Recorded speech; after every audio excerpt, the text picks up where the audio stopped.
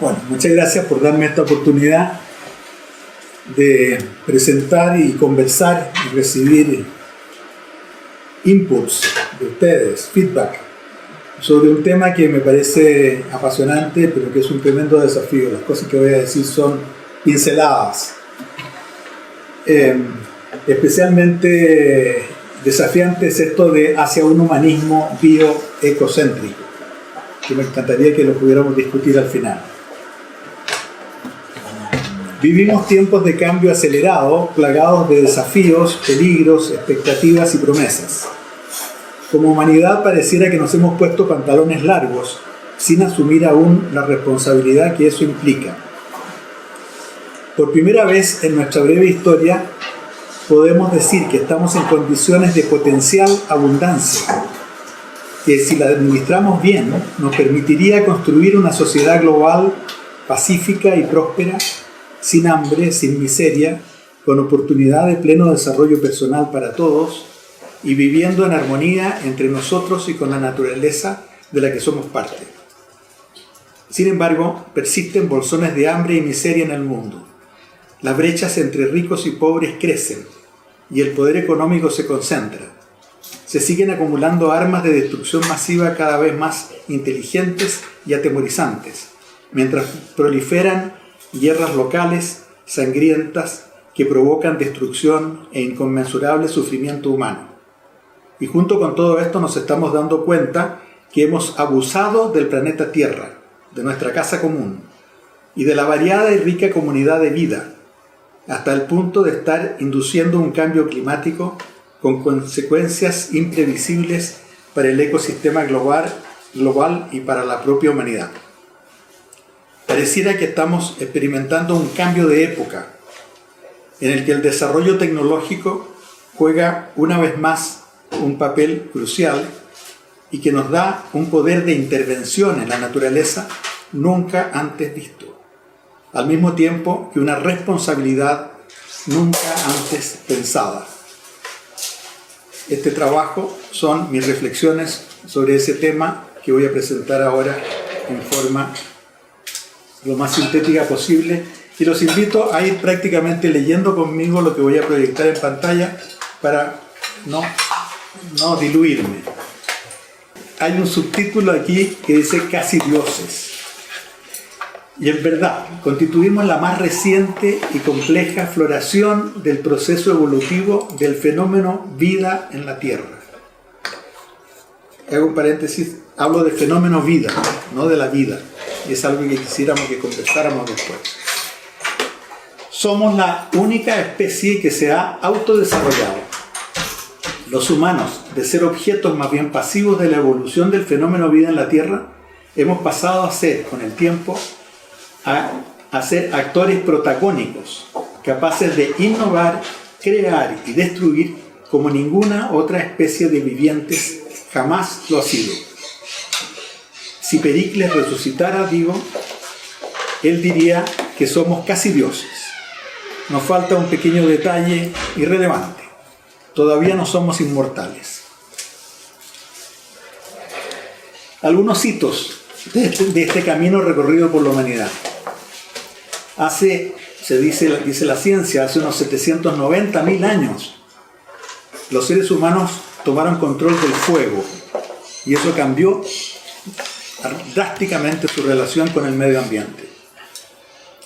Hace unos 10.500 años se inicia el Neolítico, caracterizado por la introducción de la domesticación de plantas y animales,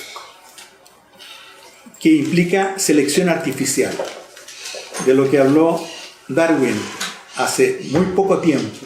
Selección natural, los humanos la hemos practicado como selección artificial. Comienzan alteraciones de ecosistemas originadas por el desarrollo de la agricultura, la ganadería, la urbanización. Y más recientemente tenemos un cambio tecnológico increíble en este campo, que es el desarrollo de la ingeniería genética. ¿Cuáles han sido las consecuencias de estos desarrollos? En primer lugar, el crecimiento de la población humana, que se estima que a inicios del Neolítico no era más de 10 millones de humanos en todo el planeta a más de 7.500 millones en la actualidad. Hemos artificializado el planeta. El curso del fenómeno vida en la Tierra depende cada vez más de la manipulación humana y menos de la evolución natural. Como resultado, hemos tenido desgraciadamente un empobrecimiento de la biodiversidad y hemos generado cambios climáticos que están resultando en un calentamiento global. Además, y son dos temas apasionantes pero que no voy a desarrollar, hemos producido una densificación de la tecnosfera y una densificación de la noósfera. Hemos llegado, por tanto, a una era geológica que están llamando los científicos antropoceno, un periodo en que la intervención humana es crucial para el destino de la Tierra. Podemos concluir de aquí que hemos llegado a ser cuasi dioses, pero locales. Cuasi dioses en la Tierra, que es un punto minúsculo del universo, cosa que los antiguos no pensaban así. Los dioses antiguos creían que su único ámbito de acción era la Tierra.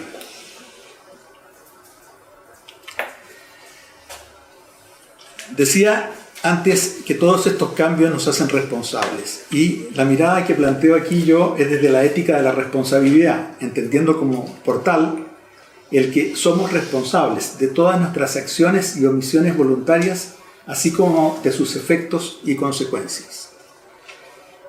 Por tanto, mientras mayor es nuestra capacidad de intervención sobre la biosfera y su hábitat, mayor es nuestra responsabilidad colectiva.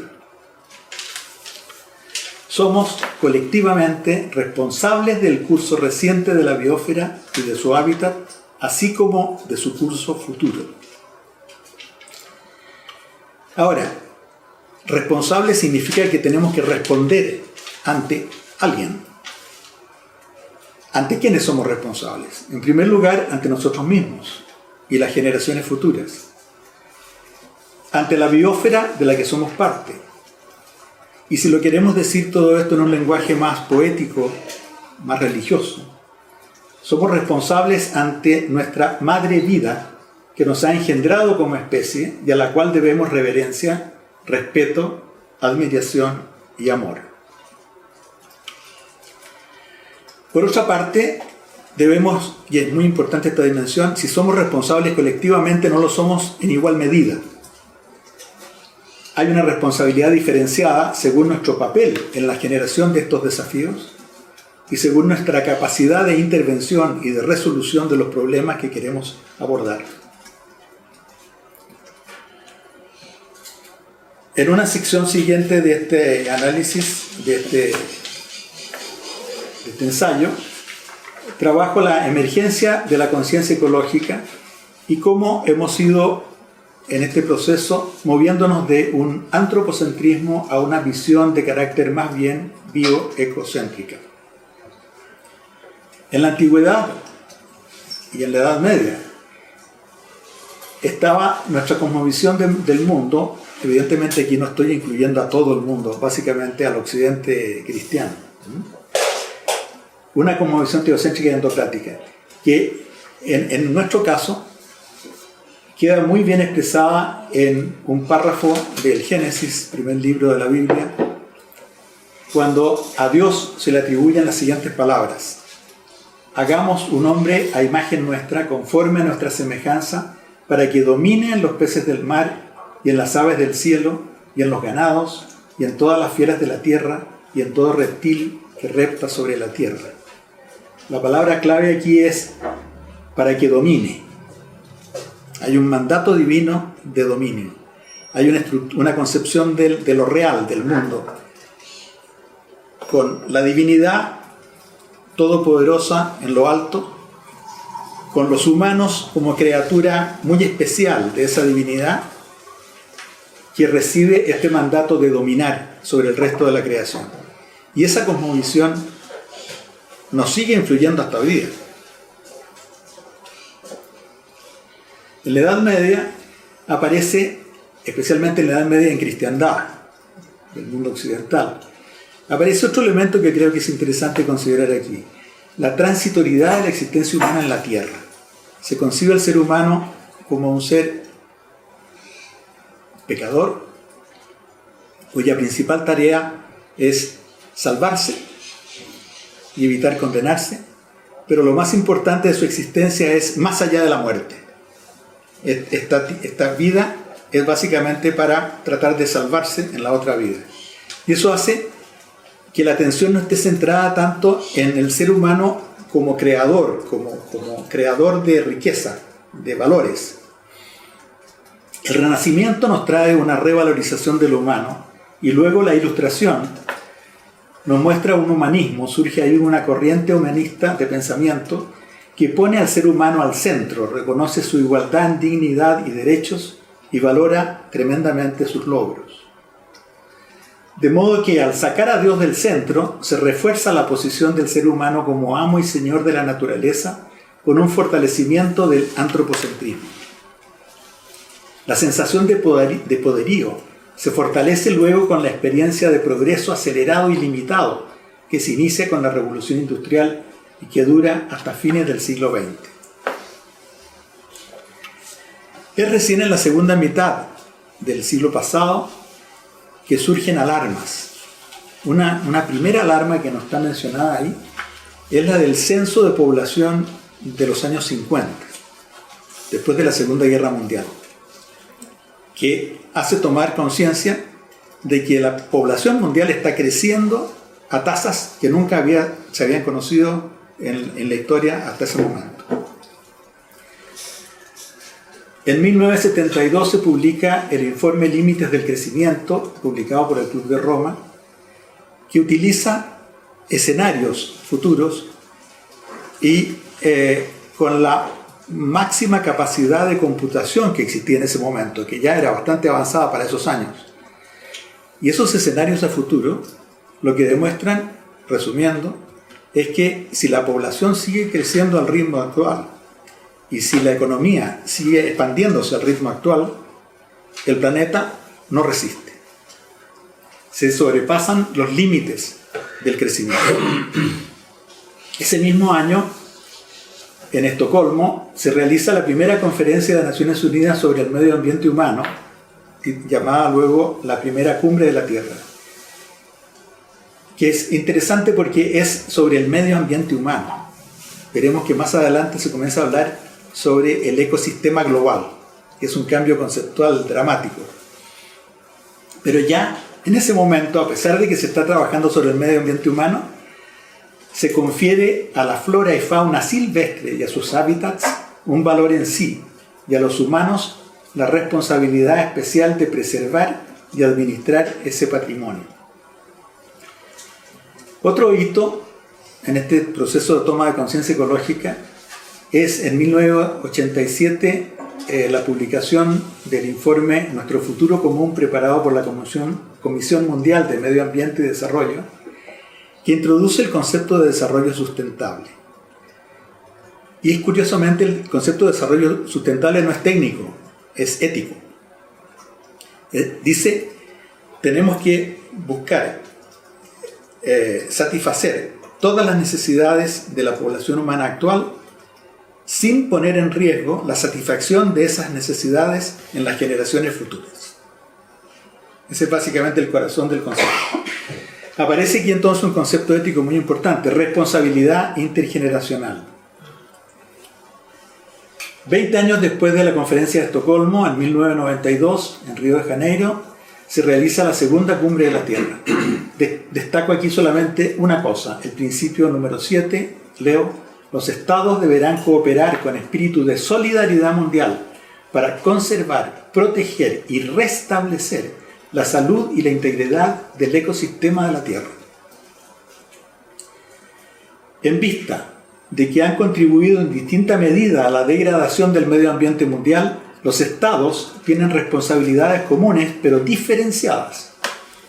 Los países desarrollados reconocen la responsabilidad que les cabe en la búsqueda internacional del desarrollo sostenible en vista de las presiones que sus sociedades ejercen en el medio ambiente mundial y de las tecnologías y los recursos financieros de que disponen. El concepto de responsabilidad diferenciada queda claramente establecido acá.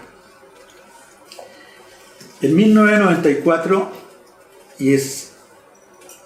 se da a conocer, se difunde mundialmente la llamada Carta de la Tierra, que no llegó a ser fue un proceso de la sociedad civil apoyado por algunos gobiernos, pero no llegó a ser un documento adoptado por la Asamblea General.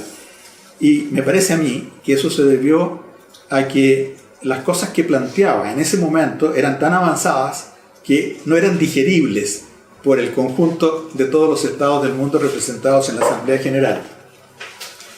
Dice en uno de sus párrafos la Carta de la Tierra: debemos unirnos para crear una sociedad global sostenible, fundada en el respeto hacia la naturaleza, los derechos humanos universales, la justicia económica y una cultura de paz. En torno a este fin, es imperativo que nosotros, los pueblos de la Tierra, declaremos nuestra responsabilidad unos hacia otros, hacia la gran comunidad de la vida y hacia las generaciones futuras. Y en otro párrafo, la Carta señala: la humanidad es parte de un vasto universo evolutivo. La Tierra, nuestro hogar, está viva, con una comunidad singular de vida. La Tierra ha brindado las condiciones esenciales para la evolución de la vida. La capacidad de recuperación de la comunidad de vida y el bienestar de la humanidad dependen de la preservación de una biosfera saludable. La protección de la vitalidad, la diversidad y la belleza de la Tierra es un deber sagrado. Y recalco la palabra sagrado. Cuidar, cuando se plantea ya los deberes de los pueblos, uno de ellos es cuidar la comunidad de la vida con entendimiento, compasión y amor. Es muy interesante porque no se trata de una receta técnica de cómo proceder, de que hay que consumir menos carbono o cosas por el estilo, no. Se dice la actitud que nosotros tenemos que tener frente a nuestra relación. Esto lo planteo yo a partir de esta pequeña revisión, de estas pinceladas del pasado, que muestran cómo fue desplazándose el eje de la cosmovisión desde un antropocentrismo muy, muy crudo hacia un cierto bioecocentrismo. Planteo nuestra tarea común. Nuestro principal desafío hoy es conseguir que la humanidad se una y movilice para pilotear la comunidad de vida, incluida por cierto la propia humanidad y su hábitat, el ecosistema global de la Tierra, hacia un destino mejor. Para que esto ocurra se requiere una toma colectiva de conciencia de que, en primer lugar, el fenómeno vida, del que somos parte integrante, es valioso en sí, sagrado y merecedor de un respeto amoroso. En segundo lugar, esta creación de conciencia implica que reconozcamos que como especie Homo sapiens, a diferencia de las demás especies, nos hemos autodesarrollado adquiriendo un poder cada vez mayor para intervenir en la evolución de la biosfera, incluido su hábitat. En tercer lugar, conciencia de que hasta ahora la humanidad ha hecho uso de ese creciente poder de creación, destrucción y transformación de manera atolondrada y con frecuencia irresponsable. Y cuarto, que ha llegado el tiempo de asumir con templanza, sabiduría y madurez la tremenda responsabilidad de, como dije, pilotear la comunidad de vida hacia un destino mejor. Destino que nosotros mismos tenemos que ir visualizando y construyendo. No es un destino dado por otro. Es un destino que nosotros tenemos la obligación de construir. Pasamos aquí a la segunda parte de este trabajo para ver cómo los líderes religiosos han enfrentado la crisis ecológica. Y el trabajo que hago aquí, la tesis que planteo es que la ética de la responsabilidad humana en relación con la biosfera, ética que es un producto secular, humano, consensuado y por lo mismo autónomo, es conciliable con cosmovisiones religiosas modernas, como se aprecia en la encíclica Laudato Si y en declaraciones de líderes musulmanes, budistas e hinduistas que fueron hechas con ocasión de la COP21, esto es de la Conferencia de París en 2015. Veamos primero lo que dice el Papa Francisco en Laudato Si, algunos párrafos seleccionados. Sostiene el Papa creados por el mismo Padre. Todos los seres del universo estamos unidos por lazos invisibles y conformamos una especie de familia universal. Nada que ver con el texto del Génesis que leímos anteriormente. Segundo, la crisis ambiental es inseparable de la crisis social y ambas constituyen una única y compleja crisis socioambiental. Además de la solidaridad intergeneracional, existe la urgente necesidad moral de una renovada solidaridad intrageneracional, cosa que ya estaba mencionada en documentos internacionales. La solidaridad entre clases, podríamos decir, al interior de los países y entre naciones. Necesidad de un acuerdo sobre los regímenes de gobernanza global para toda la gama de los llamados bienes comunes globales, siendo el medio ambiente uno de esos bienes, y cito textualmente al Papa, que los mecanismos del mercado no son capaces de defender o de promover. Finalmente, el Papa señala que la sociedad civil tiene un papel importante que jugar a partir de un cambio en el estilo de vida que permita ejercer una sana presión sobre quienes detentan el poder político, económico y social. Los líderes musulmanes, budistas e hinduistas, en los textos que ustedes pueden encontrar aquí, hay varias citas textuales de las declaraciones, muestran una impresionante convergencia en cuanto a, primero, la naturaleza y gravedad de la crisis climática en la cual están 100% de acuerdo con los diagnósticos científicos. No hay un pensamiento religioso que entra en conflicto con el pensamiento científico.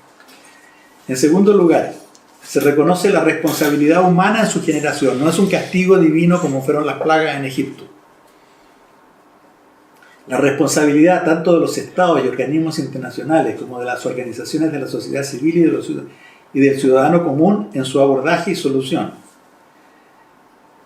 Todos coinciden también en el papel que ha jugado el sistema económico dominante en esta crisis y la necesidad de cambiarlo. Y la necesidad de una transformación profunda a nivel de valores y estilos de vida. Pareciera así que se ha estado produciendo una profunda transformación en las cosmovisiones de importantes tradiciones religiosas en lo que se refiere a la ética de las relaciones entre la especie humana y las demás especies de la biosfera, conjuntamente con el sistema ecológico global que las acoge. Se trataría del paso de una relación patriarcal de dominación a una relación más bien matrística de respeto y cuidado responsable.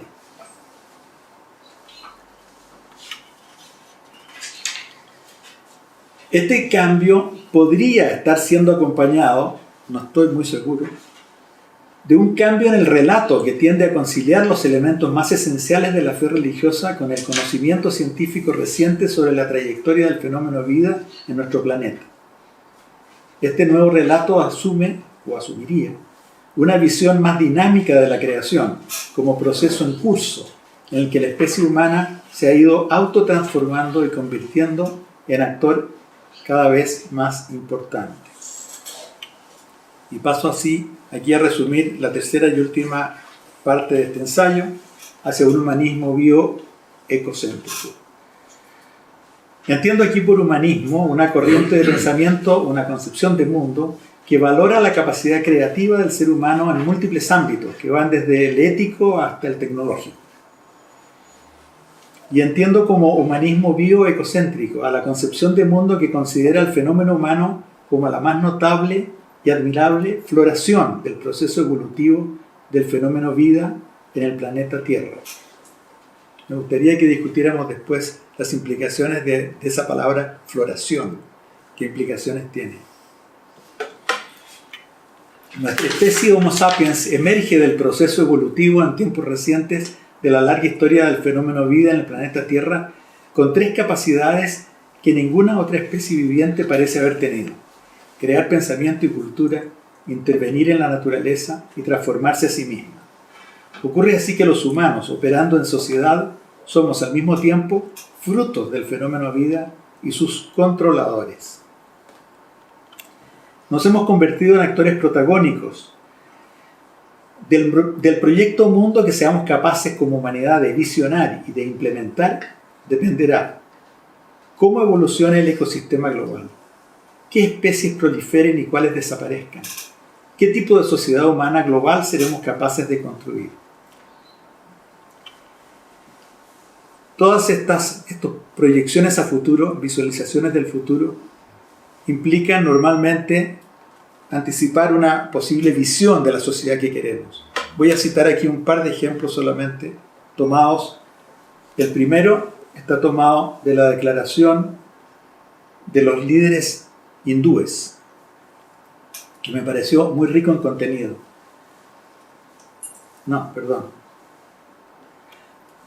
Dicen la declaración hinduista: debemos transitar de la competencia a la complementariedad, del conflicto a la convergencia, del hedonismo individualista hacia el holismo, de la maximización a la optimización. En síntesis, debemos movernos rápidamente hacia una conciencia global que reemplace a la presente conciencia humana fracturada y fragmentada. Otro insumo para una posible visión lo tomo de la Declaración por la Paz, que en el Foro Espiritual de Santiago por la Paz, que algunos de ustedes han participado en esos encuentros interreligiosos, los días 21 de septiembre y el Día Internacional de la Paz, solíamos leer en voz alta con mucha pasión, con mucho compromiso. Un parrafito de esa declaración dice: queremos para Chile y para el mundo una paz genuina y duradera, hecha cultura y grabada como anhelo en el corazón de cada ser humano. Una paz sólidamente basada en las estructuras de una nueva sociedad, más justa, solidaria y armoniosa que la actual, profundamente respetuosa de los derechos humanos y de la vida en todas sus manifestaciones. Una sociedad en la que compartir sea más importante que competir y en la que el diálogo y los acuerdos sustituyan a toda forma violenta en la solución de los conflictos. La tesis implícita en esta declaración, pienso yo, es que para que una sociedad humana llegue a ser profundamente respetuosa de la vida en todas sus manifestaciones, se requiere de una nueva sociedad estructuralmente distinta de la actual, en la que primen la justicia, la solidaridad, el compartir y el resolver los conflictos por la vía del diálogo, todo esto como base para una paz genuina. Tiene que ser, además, una sociedad con capacidad de y dispuesta a frenar el calentamiento global, combatir la contaminación, conservar y o restaurar ecosistemas deteriorados, claves para restaurar la biodiversidad y al mismo tiempo asegurar la producción de insumos para satisfacer las necesidades de toda la población humana.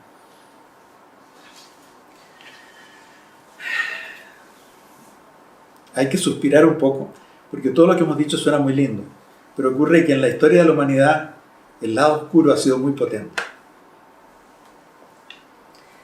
Y un humanismo biocéntrico, para ser maduro, tiene que reconocer con toda la crudeza necesaria el lado oscuro, tanto del ser humano y de las culturas y sociedades que ha ido constituyendo a lo largo de su existencia, como de la biosfera de la que forma parte. La biosfera está llena de sufrimiento. Y además de reconocerlo, es fundamental poder explicarlo para poder contenerlo y minimizar su influencia en el curso futuro de la humanidad y de la biosfera. Estaba diciendo yo que los valores no aparecen como algo permanente y consistente a lo largo de la historia. Son hechura humana. Los criterios para definir lo bueno y lo malo son hechura humana.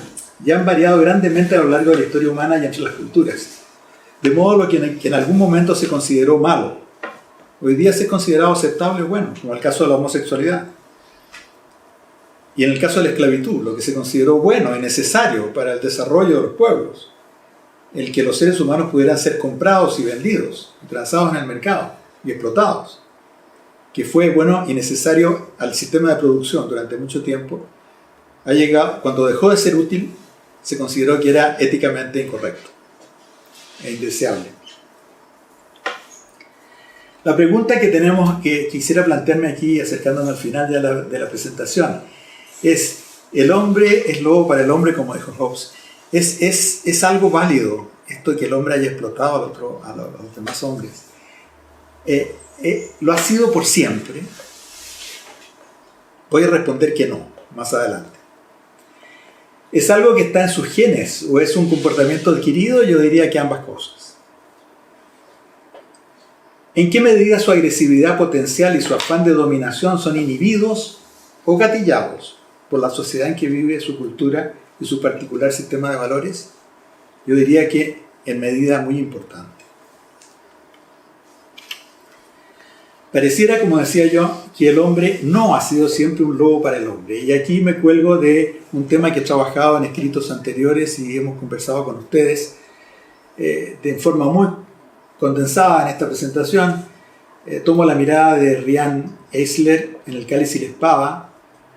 El cáliz simboliza el receptáculo, la matriz, la fuente de vida, y la espada, símbolo fálico, representa el poderío masculino.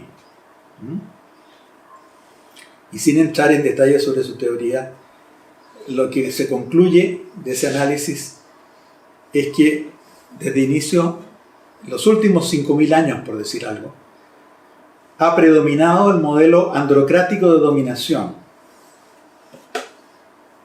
Pero antes de esos 5.000 últimos años, durante alrededor de unos 4.000 años, lo que predominó desde el inicio del Neolítico fue el modelo gilánico, como dice ella, de solidaridad y cooperación. En otras palabras, a lo largo de la historia de la humanidad, estas dos categorías, estos dos principios de análisis, que son categorías analíticas,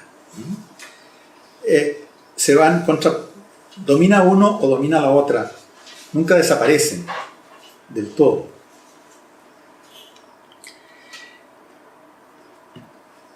Del análisis que hago aquí, y es un análisis que merece mucho más profundidad en trabajos futuros, veo signos esperanzadores de que nos estamos moviendo de un predominio androcrático a uno gilánico.